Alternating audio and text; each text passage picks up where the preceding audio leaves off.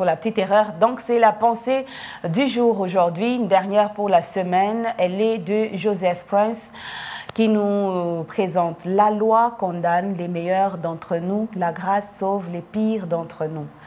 La loi condamne les meilleurs d'entre nous, mais la grâce sauve les pires d'entre nous. Waouh! La loi condamne, et la grâce sauve. Ce qui est bizarre, c'est que la grâce sauve les pires, mais la loi condamne les meilleurs. Comment on comprend? La loi condamne le meilleur d'entre nous. La grâce sauve les pires d'entre nous. La loi condamne le meilleur d'entre nous. Oui.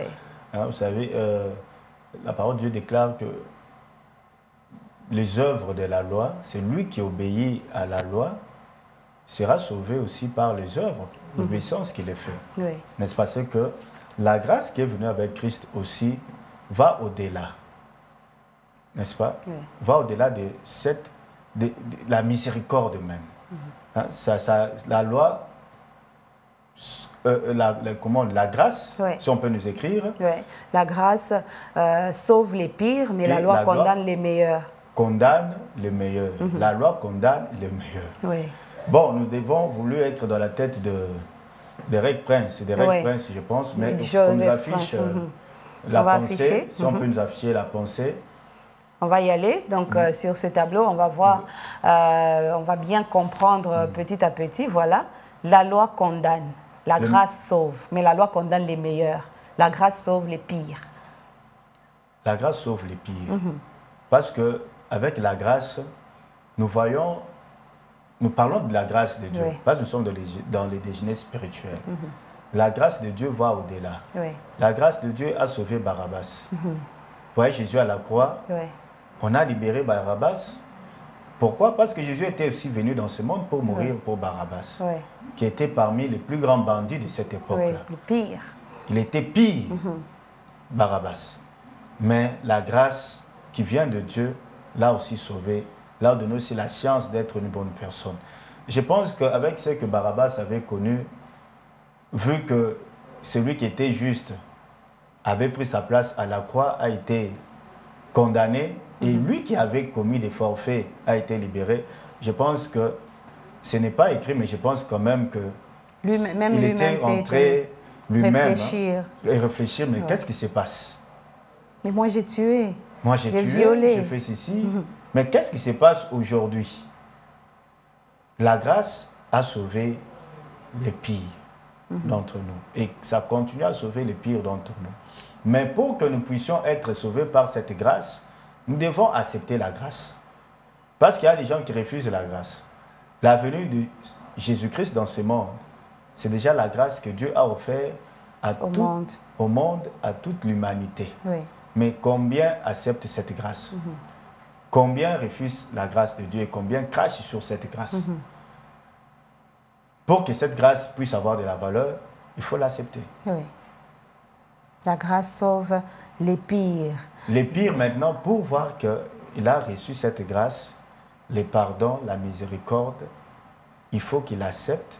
Et c'est en acceptant cette grâce qu'il va découvrir vraiment que cette grâce a plus de valeur et il n'y a que la grâce de Dieu qui peut sauver. Est-ce qu'on parle là, on peut dire que la loi est injuste?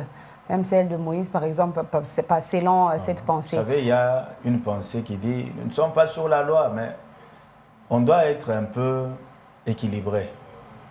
Oui, nous ne sommes pas sur la loi dans quel sens? Il faut aussi bien expliquer cela. Parce que ce n'est pas tout ce qui était dans la loi qui a été abrogé. Oui.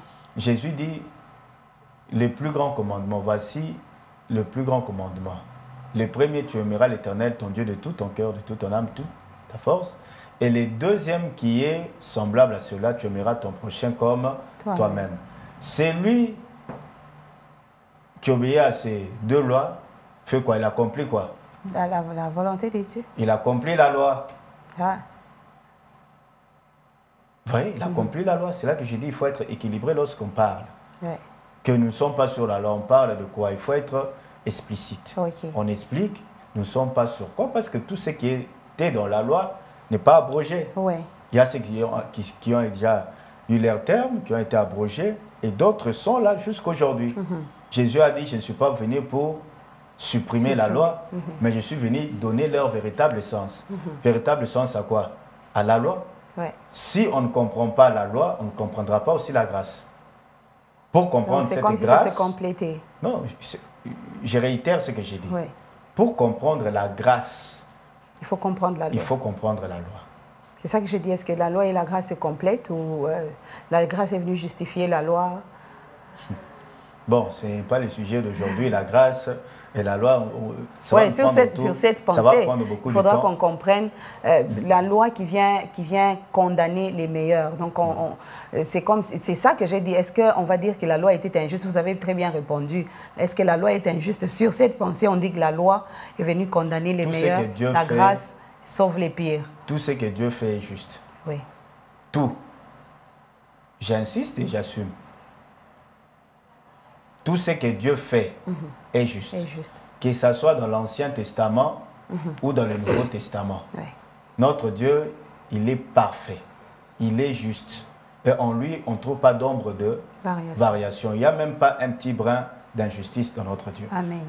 Hein, c'est là que j'ai dit, c'est une matière où nous devons parler avec équilibre, pas avec des sentiments. Parce qu'il y a beaucoup de gens que nous croisons qui disent « Nous ne sommes pas sous la loi ». Et on ajoute, nous ne sommes pas dans l'Ancien Testament. Oui.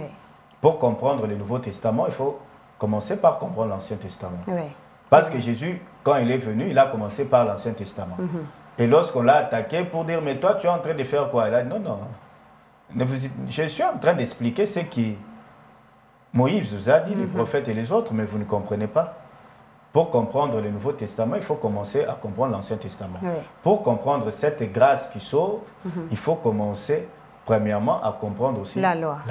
Voilà. La loi condamne les meilleurs d'entre nous. Il y a des personnes meilleures que la loi a condamné, mais tout ce que Dieu fait est juste, tel que nous dit aujourd'hui le pasteur. Et donc, il n'y a pas d'ombre de variation, il n'y a pas une sémence d'injustice dans le Seigneur. Il sait ce qu'il fait. Et donc, la grâce, il est venu dans sa grâce aussi sauver les pires, ceux-là que le monde a considéré comme pire, les Barabbas qui n'avaient aucune chance, mais c'est cette grâce qui est venue le sauver. Et donc, c'est les meilleurs, les pires d'entre nous qui sont sauvés par la grâce, même si la loi condamne les meilleurs.